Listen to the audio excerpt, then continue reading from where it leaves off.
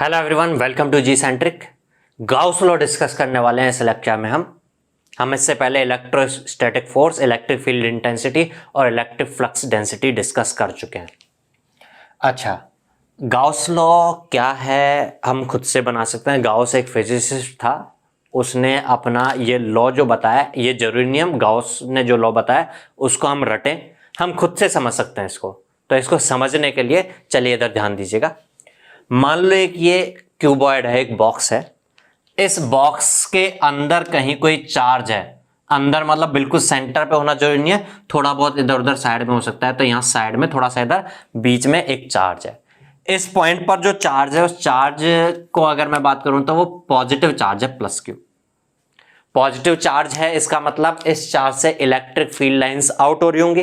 तो इस वाले चार्ज से इलेक्ट्रिक फील्ड लाइंस आउट हो रही होंगी इस चारों तरफ, ना केवल इस प्लेन पे बल्कि इधर बाहर की तरफ भी आ रही होंगी, उधर पीछे की तरफ भी जा रही होंगी, इधर की तरफ भी आ रही होंगी। ऐसे इलेक्ट्रिक फील्ड लाइन आउट हो रही होंगी। अच्छा, इलेक्ट्रिक फील्ड लाइन आउट हो रही होंगी तो मैं इस सरफेस के पर्टिकुलर इस वाले पॉइंट पर अगर मैं बात करूं तो यहां से कोई इलेक्ट्रिक फील्ड लाइन पार हो रही होगी, इलेक्ट्रिक फील्ड स्ट्रेंथ होगी। यहां पर आपको याद आ रहा है ना, इलेक्ट्रिक फील्ड स्ट्रेंथ जो होती थी ई, वो चार्ज की वजह से होती थी क्यू, और क्यू बाई 4πε0 आर स्क्वायर ए आर कैप ऐसा होती थी। ए आर कैप लिखने का मतलब क्या है, आपको याद होगा स्फेरिकल कोऑर्डिनेट सिस्टम में ए आर कैप क्या होता था, ओरिजिन से बाहर की डायरेक्शन में निकलती डायरेक्शन जो होती थी ए आर कैप। तो आगे से कभी भी किसी पॉइंट से कोई आउटवर्ड डायरेक्शन हो तो उसको ए आर कैप बोल देंगे हम। तो ए आर कैप बोल सकता हूं मैं, ठीक है। जनरलाइज कर रहा हूं मैं, केवल इस जगह के लिए नहीं बात कर रहा, हर जगह पर फिर बाहर की तरफ जा रही होगी, इसलिए ए आर कैप कह रहा हूं, ठीक है। तो यहां से जो इलेक्ट्रिक फील्ड आ रहा होगा उसका कुछ वैल्यू होगा, और इलेक्ट्रिक फील्ड के करस्पॉन्डिंग होता है इलेक्ट्रिक फ्लक्स डेंसिटी। पिछले लेक्चर में हम रिलेट करके चुके थे, epsilon of E, material independent quantity. तो कुछ इलेक्ट्रिक फ्लक्स डेंसिटी भी होगी। तो यहां पर इस पॉइंट पर एक छोटे से सरफेस में से कितना इलेक्ट्रिक फ्लक्स पास हो रहा है, वो आप कह दोगे डी डॉट डी एस।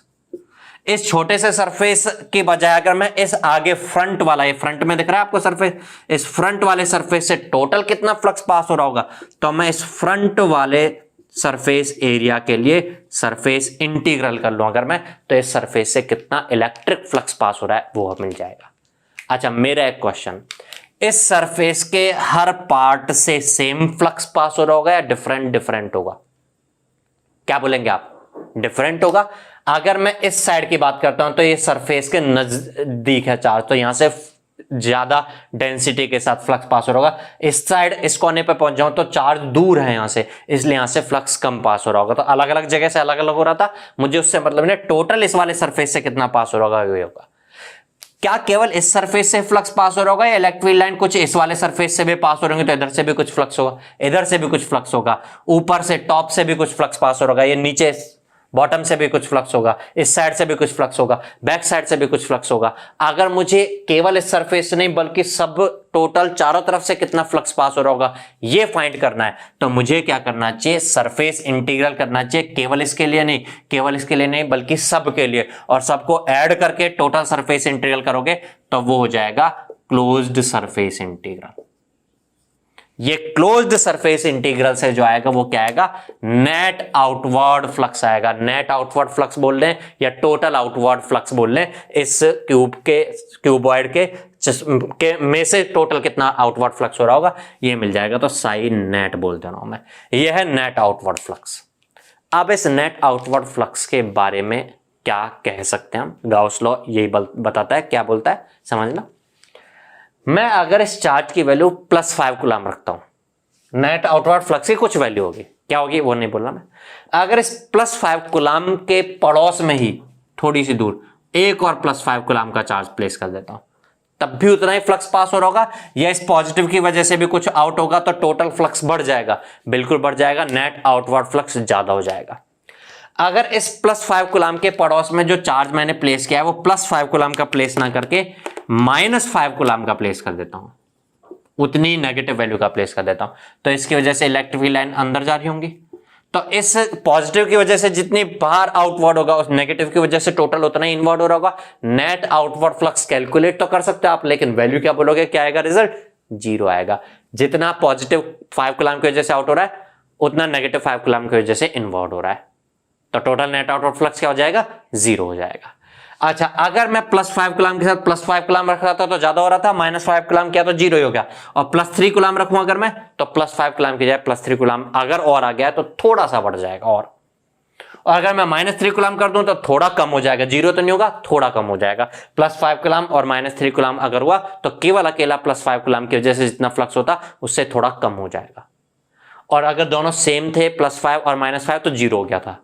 तो कंक्लूजन यहां से जो कुछ मैंने केस डिस्कस किए उनसे ऐसा बोल सकता हूं क्या मैं, इस क्यूबॉइड में से जो नेट आउटवर्ड फ्लक्स है वो इस पर डिपेंड कर रहा है कि इस क्यूबॉइड के अंदर चार्ज टोटल कितना है। केवल इस +5 कूलम पे नहीं डिपेंड कर रहा था, बल्कि +5 के साथ अगर +3 और रखा था थोड़ा बढ़ गया, -3 रखा तो टोटल चार्ज कितना बोलोगे आप, +5 और -3 का टोटल 8 तो नहीं बोल दोगे ना, रिजल्ट तो +2 कूलम बोलोगे, तो फ्लक्स थोड़ा कम हो गया था। +5 और +5 बढ़ के ज्यादा हो गए थे चार्ज, फ्लक्स भी ज्यादा हो रहा था, टोटल चार्ज कितना बोलोगे आप, +10 कूलम बोलोगे। कंक्लूजन ये निकल रहा है नेट आउटवर्ड फ्लक्स इस वॉल्यूम में से जो होगा, इस वॉल्यूम के अंदर केवल ये 2 चार्ज नहीं और भी हो सकते हैं, उन सबको टोटल कर दो, उन चार्ज को, उन सबके एडिशन के इक्वल होगा। Means net outward flux equal to क्या हो जाएगा, इस वॉल्यूम के अंदर जो चार्ज एनक्लोज्ड है इसके इक्वल होगा। यही है गाउस लॉ। तो गाउस लॉ का स्टेटमेंट क्या होता है आप समझ सकते हैं। तो गाउस लॉ का स्टेटमेंट आप कह सकते हो, net outward flux from a volume is equal to total charge enclosed in the volume. Mathematically अगर इसको स्टेटमेंट को लिखें तो आप बोल सकते हो फ्लक्स को साई से रिप्रेजेंट करते हैं in general, psi net equal to Q enclosed. और इसी साई नेट को अभी अभी हमने समझ लिया था, नेट आउटवर्ड फ्लक्स अगर कैलकुलेट करना है तो ये हो जाएगा closed surface integral D dot D S equal to total charge enclosed. जरूरी नहीं है कि जिस वॉल्यूम की बात कर रहे हैं वो क्यूबिकल शेप हो, क्यूबॉइड शेप हो, कुछ और भी तरह का शेप हो सकता है, उसके अंदर टोटल एनक्लोज चार्ज की बात कर रहे होंगे हम, उसके सारे सरफेसेस से फ्लक्स जो पास हो रहा होगा वो अंदर कितना चार्ज भरा हुआ है इस पर डिपेंड करेगा। और अंदर जो चार्ज भरा हुआ है जरूरी नहीं है कि 2 4 5 7 पॉइंट से उन पॉइंट पर चार्ज हो सकता है पूरे में भरा हुआ हो चार्ज। जैसे एक रूम है, उस रूम के अंदर पूरे में चार्ज भरा हो, हर जगह पर चार्ज हो, जरूरी नहीं है कि हर जगह पर सेम चार्ज हो। अगर मैं रूम में चार्ज की बात करूंगा तो ऐसे कहूंगा पर यूनिट वॉल्यूम, पर मीटर क्यूब में कितना चार्ज हो रहा है उसको चार्ज डेंसिटी बोलूंगा। तो टोटल चार्ज अगर मुझे फाइंड करना है तो मल्टीप्लाई बाय टोटल वॉल्यूम कर दूंगा। चार्ज डेंसिटी को रो वी कह रहा हूं मैं, अगर चार्ज डेंसिटी को रो वी कह रहा हूं मतलब ये चार्ज पर यूनिट वॉल्यूम है। तो टोटल वॉल्यूम के अंदर कितना चार्ज होगा तो आप कह दोगे टोटल वॉल्यूम के अंदर मल्टीप्लाई बाय वॉल्यूम कर दो, लेकिन ऐसा तब कर पाओगे जब रूम के कोने कोने में हर जगह पर सेम चार्ज डेंसिटी हो, लेकिन किसी तरफ ज्यादा किसी तरफ कम हो तो आप मल्टीप्लाई बाय वॉल्यूम तो नहीं कर सकते, बल्कि मल्टीप्लाई बाय छोटा सा वॉल्यूम कर सकते हो, और छोटे छोटे छोटे वॉल्यूम के अंदर जो चार्ज है उन सबको ऐड करके टोटल एनक्लोज चार्ज कह सकते हो। इसलिए मैं इन जनरल ऐसे कह सकता हूं कि ये चार्ज एनक्लोज को हम रो वी डीवी ऐसा कह सकते हैं। ऐसा होने पर क्या होगा, मान लो पॉइंट चार्ज भी हुआ तो बहुत सारे वॉल्यूम पार्ट ऐसे होंगे जिनमें 0 होगी रो वी की वैल्यू, और कुछ कुछ पॉइंट्स होंगे जहां पर रो वी की कुछ वैल्यू आ रही है वो ऐड होकर के आ जाएंगे। तो टोटल चार्ज एनक्लोज को इन जनरल आप ऐसा कह सकते हो। तो आप दूसरी फॉर्म में गाउस लॉ को ऐसे भी मैथमेटिकली स्टेट कर सकते हो, D dot D S closed surface integral equal to rho V D V. कहीं कोई दिमाग में कोई बत्ती जली, कहीं कुछ सोच पा रहे हैं, कुछ आगे के बारे में सोच पा रहे हैं, आप सोच रहे हैं कुछ। अच्छा, एक तरफ है वॉल्यूम इंटीग्रल और एक तरफ है क्लोज्ड सरफेस इंटीग्रल, कुछ याद आया? डाइवर्जेंस थ्योरम याद आई होगी। Divergence theorem closed surface integral को वॉल्यूम इंटीग्रल में चेंज कर देती है। तो अगर हम यहां पे डाइवर्जेंस थ्योरम अप्लाई करें तो लेफ्ट हैंड साइड में जो क्लोज सरफेस इंटीग्रल आ रहा है उसको भी वॉल्यूम इंटीग्रल में चेंज कर सकते हैं। तो डाइवर्जेंस थ्योरम से ये बन जाएगा वॉल्यूम इंटीग्रल में चेंज हो गया। किसका वॉल्यूम इंटीग्रल? डी का नहीं बल्कि डी के डाइवर्जेंस का। Del dot D D V equal to rho V D V. अगर मैं बोथ साइड वॉल्यूम के रेस्पेक्ट में जो इंटीग्रल हो रहा है उसको हटाने के लिए वॉल्यूम के रेस्पेक्ट में डिफरेंशियल कर दूं तो वॉल्यूम इंटीग्रल हट जाएगा, रह जाएगा किसका वॉल्यूम इंटीग्रल हो रहा था, इस साइड डेल डॉट डी का, उधर किसका, रो वी का। ऐसा कह सकते हो आप। तो एक रिलेशनशिप ये बन के आ गया del dot D equal to rho V. अगर हमने गाउस लॉ के स्टेटमेंट को मैथमेटिकली आगे बढ़ करके देखा, हमने डाइवर्जेंस थ्योरम अप्लाई की तो del dot D equal to rho V आ गया। ये जो इक्वेशन बन करके आई है ये इक्वेशन है मैक्सवेल्स इक्वेशन।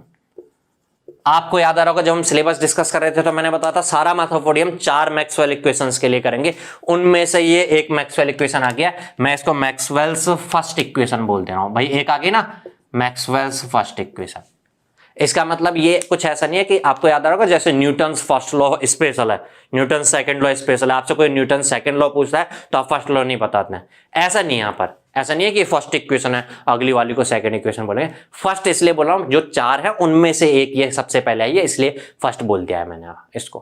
तो ये फर्स्ट मैक्सवेल इक्वेशन हो गई है। आगे और 3 मैक्सवेल इक्वेशंस और हमारे सामने पिक्चर में आने वाली हैं आगे जैसे जैसे बढ़ेंगे हम। आपको ये फर्स्ट मैक्सवेल इक्वेशन अब याद रखनी है हमेशा। कैसे? फर्स्ट मैक्सवेल इक्वेशन क्या है? Del dot D equal to rho V. मैं जो सजेशन दे रहा हूं मेरे एक्सपीरियंस के अकॉर्डिंग सजेशन दे रहा हूं मैं।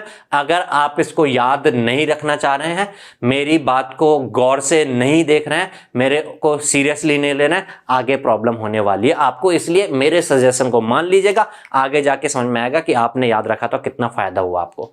क्या है Maxwell equation? Del dot D equal to rho V. पहली मैक्सवेल इक्वेशन आ गई, और भी आने वाली है आगे, ठीक है। ये तो हुए, आप आगे की हम डेरिवेशंस करेंगे, क्वेश्चंस करेंगे, उसके हिसाब से मैं सजेशन दे रहा हूं आपको। Del dot D equal to rho V याद रखना है। एग्जाम देने के बाद, इंटरव्यू देने आप जब जाओगे, उसके लिए मैक्सवेल्स इक्वेशंस, अगर फॉर एग्जांपल आप मास्टर्स डिग्री में एमटेक में आईआईटीज में एडमिशन लेने जाते हो और जिस ब्रांच में आप एडमिशन ले रहे हो वो फॉर एग्जांपल माइक्रोवेव से रिलेटेड हुई, ठीक है, जिसमें कम्युनिकेशन से रिलेटेड हुई, ठीक है, तो उसमें आपसे इलेक्ट्रोमैग्नेटिक फील्ड थ्योरी के क्वेश्चंस पूछेगा वो। और बाकी और कोई सी ब्रांच हुई, लेकिन आपने बोला इलेक्ट्रोमैग्नेटिक फील्ड थ्योरी आपका अच्छा सब्जेक्ट है, पेट सब्जेक्ट है, तब भी वो आपसे इलेक्ट्रोमैग्नेटिक फील्ड थ्योरी के क्वेश्चंस में सबसे पहला क्वेश्चन करेगा मैक्सवेल्स इक्वेशन से डिराइव करो भाई। मैक्सवेल इक्वेशन क्या है ये पूछ सकता है, हो सकता है। पहली बात तो आप चारों मैक्सवेल इक्वेशन बता दोगे, पहली तो आगे और आने वाली हैं। और उसने मैक्सवेल इक्वेशन क्या है ये पूछने के बजाय जनरली जो पूछता है वो पूछता है इंटरव्यूअर, मैक्सवेल इक्वेशन डिराइव कर दो। तो आप पहली फर्स्ट मैक्सवेल इक्वेशन अगर डिराइव करने लगोगे उसके सामने तो कैसे एक्सप्लेन करोगे उसको? सबसे पहले बोलोगे according to Gauss law net outward flux equal to charge enclose rho V dV कर दोगे। Net out flux means flux density का क्लोज सरफेस इंटीग्रल, ऐसे बता दोगे उसको। उसके बाद बोलोगे applying divergence theorem del dot D equal to rho V, differentiating with respect to volume both side del dot D equal to rho V. First Maxwell equation आ गई। क्लियर है बात ये? ठीक है, तो ये गाउस लॉ हमने समझा और गाउस लॉ से ही मैक्सवेल इक्वेशन आ रही है। First Maxwell equation Gauss law से आती है, माइंड में डाल लीजिएगा। तो अभी हम गाउस लॉ की क्या एप्लीकेशंस हैं ये डिस्कस करेंगे अगले लेक्चर में। तो मिलते हैं नेक्स्ट लेक्चर में गाउस लॉ की एप्लीकेशंस के साथ। तब तक के लिए गुड बाय, थैंक यू।